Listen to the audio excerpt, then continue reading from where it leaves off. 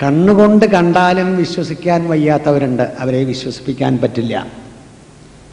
കണ്ണുകൊണ്ട് കാണുന്നത് മാത്രമല്ല സത്യം എന്ന് മനസ്സിലാക്കാനുള്ള ഭാവനാശീലം മനുഷ്യനായാൽ ഉണ്ടാവണം. കുട്ടിക്കൃഷ്ണമാരാരുടെ ഒരു വാചകമുണ്ട്, കാണുന്നതിനപ്പുറം മനസ്സിലാക്കുവാൻ മനുഷ്യന് ഈശ്വരൻ തന്ന അനുഗ്രഹമായ യുക്തിചിന്തയെ കാണുന്നതിനപ്പുറത്തൊന്നുമില്ല എന്ന് ആണല്ലോ ഈ കൂട്ടർ ഉപയോഗിക്കുന്നത് എന്നാണ് ആ വാചകം. യുക്തിവാദികളെക്കുറിച്ച് അദ്ദേഹം പറയുന്നതാണ്. അത്തരക്കാരോടൊന്നും എനിക്ക് ഒന്നും പറയാനില്ല.